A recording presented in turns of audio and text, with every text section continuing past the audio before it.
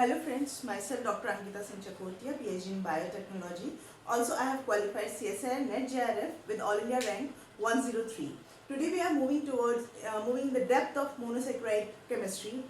So let's start with their nomenclature. As we have discussed in the previous lecture, that on the basis of the carbonyl functional group, it can be of two types, like aldose and tetrose. As I have mentioned a few structure of both the type of sugar, and this is the basic sugar that is containing 3 carbon, D-glyceraldehyde. It's an aldose example, while this here on the basis of this functional group ये ketose sugar है, जो कि आम इसका नाम है, आमतौर पे इरिथ्रोलोज कहलाता है और या फिर कीटोटेट्रोज कहलाता है.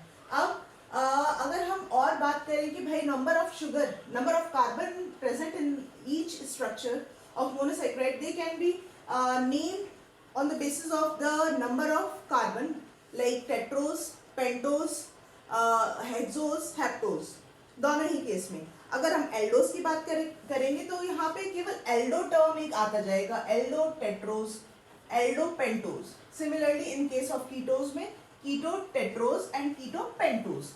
ये एक मोटा मोटा नॉमेनक्लेचर के एक चलता है, ये साइंटिफिक है, बट हाँ ये नाम भी है, जैसे कि इरिथ्रोज आया, राइबोज आप देख सकते हैं, अभी अरेबिनोज, ये नाम दिए गए इन शुगर्स को, इन मोनोसैकेराइड को, on the basis of their discovery and from the compound from where it is isolated. For example erythrose की बात करें, erythrose actually it was first time जब इसको देखा गया, it was discovered, it is found as a red colour compound, and also it can be present, it is can found in blood में and bone marrow में, तो होता ही होता है. लेकिन सबसे पहली बार जब देखा गया था ना, उसको रेड कलर का एक मॉलिक्यूल के तौर पे देखा गया था, तो इसलिए इसको नाम दे दिया गया इरिथ्रोज. अगर हम बात करें अरेबिनोज की, अरेबिनोज एक्चुअल अरेबिक टर्म से निकला है, मतलब जिसका मतलब होता है गम, गोंद, तो ये वहाँ से आइसोलेट किया तो अरेबिनोज दे दिया गया. राइबोज जो है, राइबोज भी गम से ही इसको आइसोलेट किया था for the first time, and इसकी बहुत ही कॉमन है, डीएनए में, आरएनए में पाया ही जाता है, तो ये इसकी एक कॉमन बात है इससे रिलेटेड. तो इनकी कॉमन नेम तो चलते हैं, लेकिन साइंटिफिक अगर हम बात करें तो इस तरह से होंगे, aldo tetrose, on the aldo present करेगा हमारा फंक्शनल ग्रुप, एंड टेट्रोस या पेंटोस या हेप्टोस प्रेजेंट करेगा number of carbon in them. Now there हमने we have already discussed about the enantiomer. Chiral carbon की प्रेजेंस की वजह से जो ऑप्टिकल एक्टिविटी आती है, तो जो plain polarized dipole can rotate toward clockwise and anti-clockwise, so they become a category of stereoisomer, that is enantiomer. ये हम डिस्कस कर चुके हैं अपने प्रीवियस लेक्चर में. यहाँ पे हम बात करें अगर स्टीरियोआइसोमर्स कितने टाइप के हो सकते हैं एक किसी भी मॉलिक्यूल के, वो डिपेंड करता है on the basis on number of carbon, asymmetric carbon और कायरल कार्बन. अब जैसे कि यहाँ हम देखें तो यहाँ पे कितने नंबर ऑफ कायरल कार्बन है, there are only 2. In erythrose sugar में there are only 2 chiral carbon is present.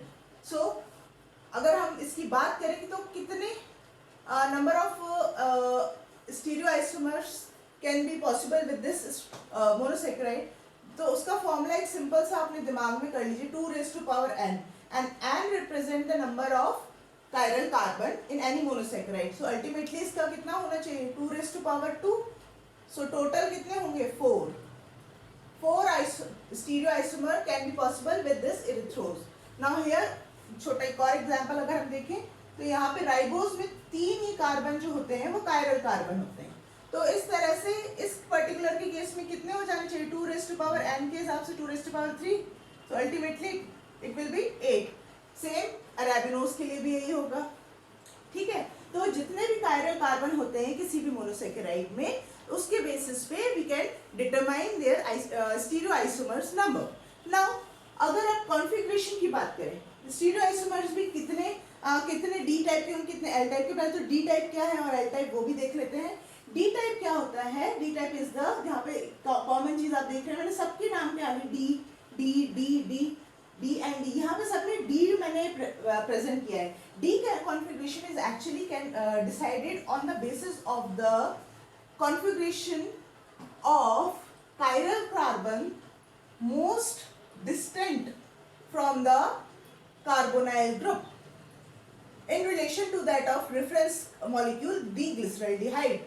Hindi में बताती हूँ मैं इसका मतलब कि हम कॉन्फ़िगरेशन देखते हैं किसी भी मोनोसेकेराइड को डी और एल में डिसाइड करने से पहले उस कार्बन का, उस कायरल कार्बन का जो कि सबसे ज्यादा दूरी पे पाया जा रहा हो कार्बोनाइल ग्रुप से, उस पे क्या कॉन्फ़िगरेशन है, OH arrangement of chemical moiety का क्या अरेंजमेंट है विद रिस्पेक्ट टू डिग्लिसरॉल्डिहाइड को बहुत ही इज्जत दी गई है। देखिए मोनोसेकेराइड की अगर चैप्टर की बात करें, डिग्लिसरॉल्डिहाइड को एक ऑनरेबल मेंबर की तरह ट्रीटमेंट दिया गया है, क्योंकि सारा जो DL का पंगा है ना वो इसी को रेफरेंस में रखते हुए डिसाइड होता है। तो अगर इस वाले कार्बन पे जो कि सबसे डिस्टेंट है फ्रॉम कार्बोनाइल, सिमिलरली यहाँ पे तो चलो बेचारे एडजेसेंट ही है, लेकिन यहाँ पे ये वाला कायरल है कार्बन सबसे डिस्टेंट है कीटोज में, तो इन कार्बन्स के कॉन्फ़िगरेशन हम किससे मैच करते हैं, डिग्लिसरॉल्डिहाइड से।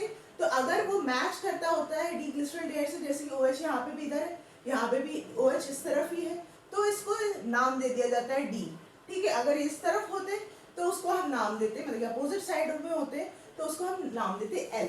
सो दिस इज द रहस्य behind D and L configuration of each monosaccharide.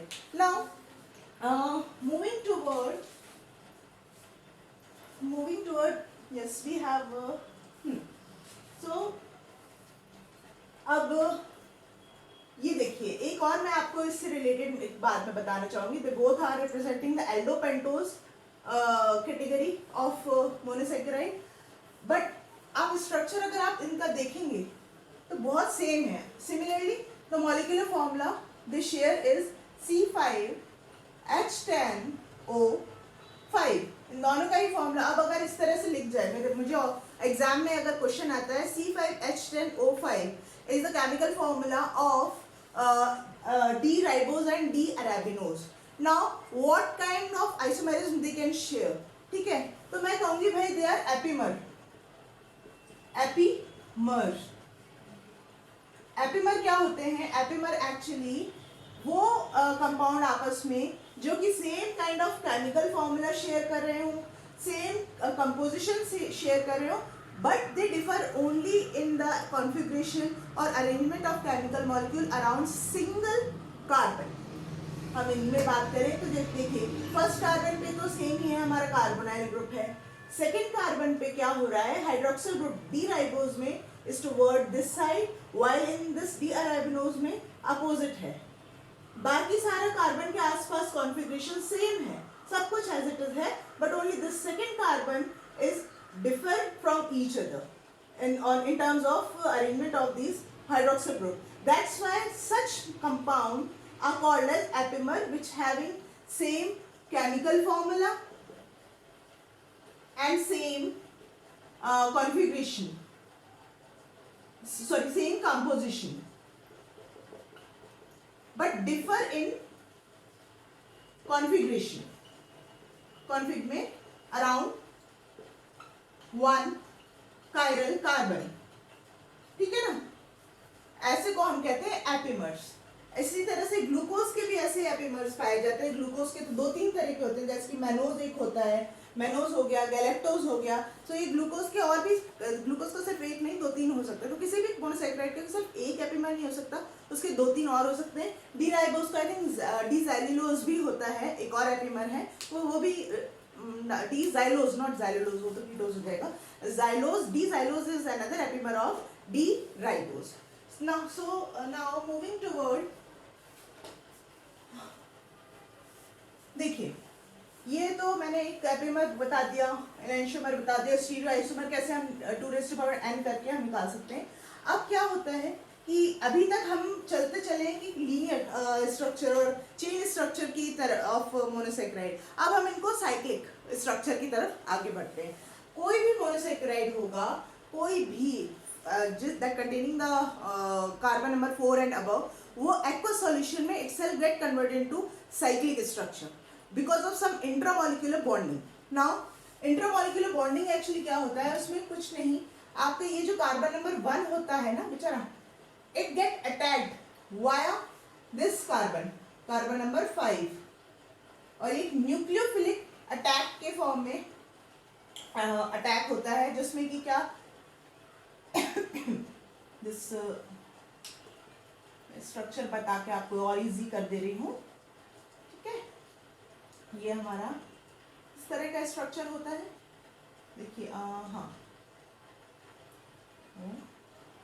H, ठीक है। ये बैलेंस शेल में ये दो और इलेक्ट्रॉन रहते ही रहते हैं, CH2OH, ठीक। सारे बॉन्ड्स भी बना रही हूँ, सारे HOH, ठीक है। तो क्या होता है कि दिस जैसे एक्वस सॉल्यूशन में ये ग्लूकोज या मोनोसेकेराइड कोई भी आया तो ये बॉन्ड तो इधर चला जाता है, ठीक है। एंड अब ये बॉन्ड जब इधर शिफ्ट होगा अपने आप इसमें इस कार्बन पे बेचारे पे एक इलेक्ट्रॉनिक मतलब लोड आ जाता है कि क्योंकि ये पुल करते हैं, this oxygen pull the shared electron, तो ये बेचारा डेफिशिएंट होने लगता है। What happen in that case, these electron will attack this carbon, ठीक है। These electron will attack this carbon and now the structure will become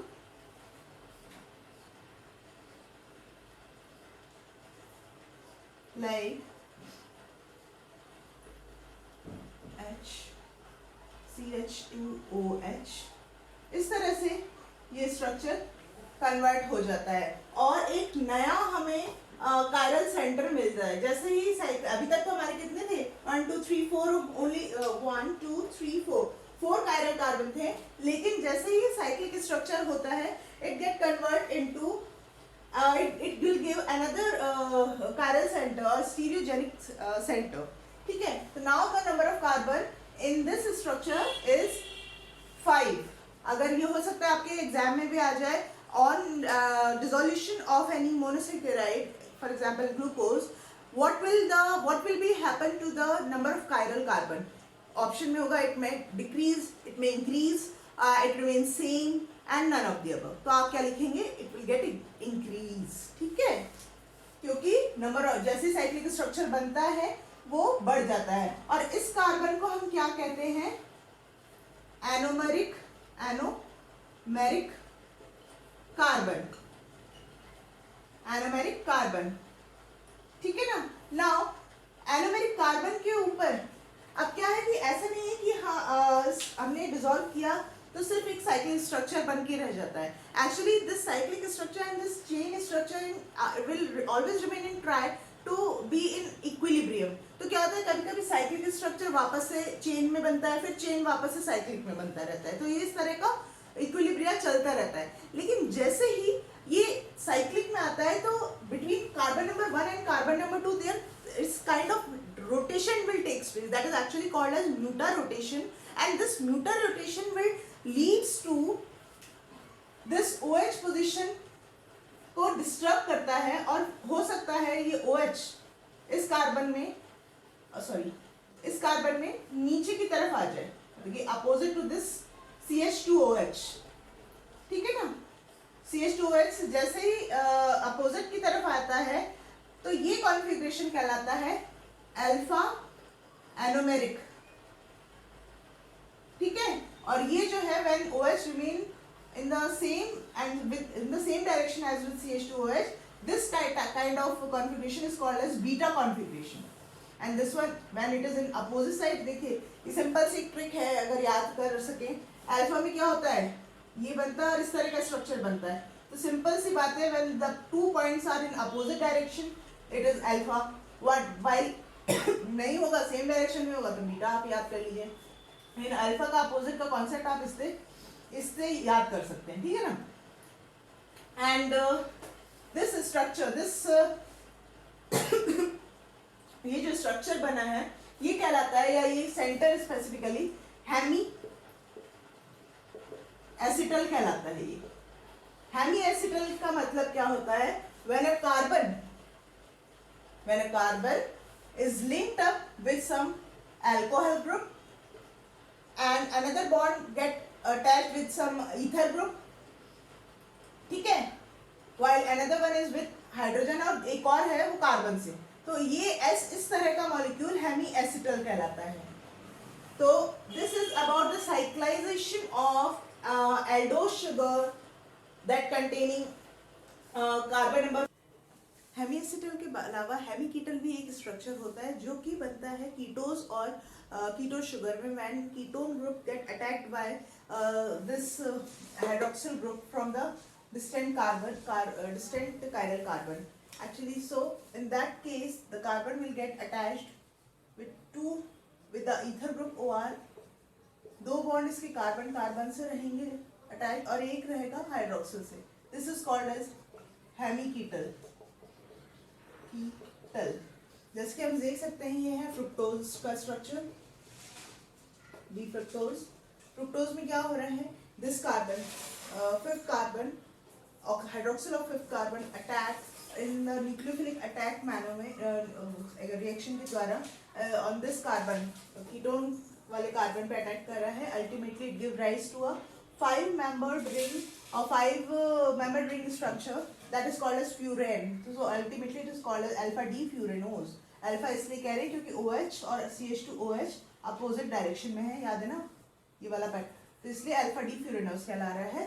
so this is all about the cyclization of monosaccharide and their different form of stereoisomers. मिलते हैं अगले interesting lecture के साथ में. अगर आज का लेक्चर अच्छा लगा हो तो hit the like button, comment on this video and subscribe my channel and also press the bell icon so that सबसे पहले नोटिफिकेशंस आपको मिले. मिलते हैं एक अच्छे से लेक्चर के साथ में. Till then stay safe, stay blessed, bye bye.